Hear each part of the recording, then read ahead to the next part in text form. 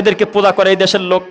এই জাহান্নামের কুকুর মরে গেছে। ঢাকা বিশ্ববিদ্যালয়ে আপনার ওই ইসলামী দলের এক গ্রুপের লোকজন গায়েবানা জানাজা পড়তেছে। কি মিথ্যা কথা বলছি আমি? গায়েবানা জানাজা পড়তেছে। আর এই দেশ থেকে ওই যে ফেসবুকে পোস্ট দিচ্ছে, ওহে আমাদের রাহবার, তোমার শাহাদাতের খবর শুনে অন্তরটা আমাদের চমকে উঠলো। ও বলে শাহাদত হয়েছে বলো। অথচ হাদিসে বলা হচ্ছে কিলাবু আহলিন নার। এটার মানে কি? আপনার ইমাম সাহেব তো শোনেন, পরে আবার আমার দোষ দিবেন। কিলাবু আহলিন নার হলো জাহান্নামের কুকুর, জাহান্নামের অধিবাসী তারা। আর সেই লোক মরে গেল, আপনার দেশের হুজুররা গায়েবানা জানাজা পড়তেছে। এই কুকুর মরে যাওয়ার পর বলতেছে যে আপনি শুনলাম শাহাদাতের মর্যাদায় চলে গেলেন, ওহে আমাদের রাহবার, বাংলাদেশ থেকে অমুক দলের পক্ষ থেকে আপনাকে স্বাগতম জানাই। আর কালকে কাবা ঘরের ইমাম মরে যাবে, এই হুজুর যদি একটা পোস্ট দেয় তাহলে আমাকে ধরবেন। উনি মরে যাক না কি হোক, তার দেখার টাইম তার নাই। একই গ্রুপ, নাম আলাদা, গ্রাম আলাদা, দেশ আলাদা, একই গ্রুপ, সব একই মানহাজ ফলো করে। আস্তাগফিরুল্লাহ আযীম। ভিতরটা রক্তক্ষরণ হয়। ডক্টর আবু বকর মোহাম্মদ জাকারিয়া স্যারের মতো বড় বিদ্বান, তিনি বলতেছে কুত্তার শুয়োরের লাগছে মারামারি, আমি কেন পক্ষ নেব এক দলের? দুই দলই আল্লাহ লানত প্রাপ্ত। আমি দুই দলের কেউ একজন মরে গেলে বলবো আলহামদুলিল্লাহ, আল্লাহ তোমার দুশমন মরে গেছে। কি একটা দুঃখ! তাদের পক্ষ নিয়ে ইফতার খাওয়াচ্ছে, রোজদার খাওয়ায়। আহারে, আপনি ইসরায়েলদের গুগলে ঢোকেন, এখন ঢুকে লেখেন যে ইসরায়েলের অমানুষরা, এই লানতপ্রাপ্ত ইহুদিরা আমাদের মাজলুম ফিলিস্তিনের ভাই বোনদেরকে নির্মমভাবে রক্তাক্ত করেছে, আমরা দেখি নাই? তবে তাদের মোট হত্যার সংখ্যা কত ওখানে দেখাবে 1 লক্ষ সামথিং, সর্বোচ্চ দেখাবে 1.5 লাখ।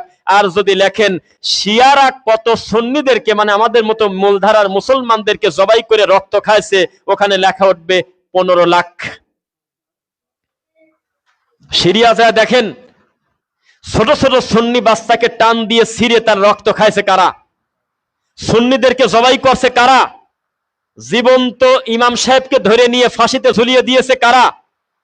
কারা চিৎকার দিয়ে বই লিখেছে, ও পৃথিবীর মানুষ শোনো, 10টা বিষাক্ত কুত্তা মারার থেকে একটা সুন্নি মারলে বেশি নাকি? এ কথা কারা বলছে? খবর নাও।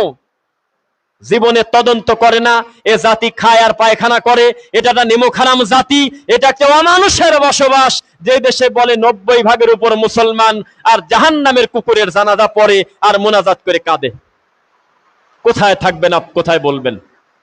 মনে রাখবেন, সমাজের পরিস্থিতি, দেশের পরিস্থিতি যতই জটিল হোক না কেন, অন্তত নিজের ইমানটা বিক্রি করার মতো পরিস্থিতি এখন আসে নাই। ইমান বিক্রি করে, ধর্ম বিক্রি করে, আল্লাহর দিন বিক্রি করে এই কাজ খবরদার করতে যাবেন না, বলেন ইনশাআল্লাহ।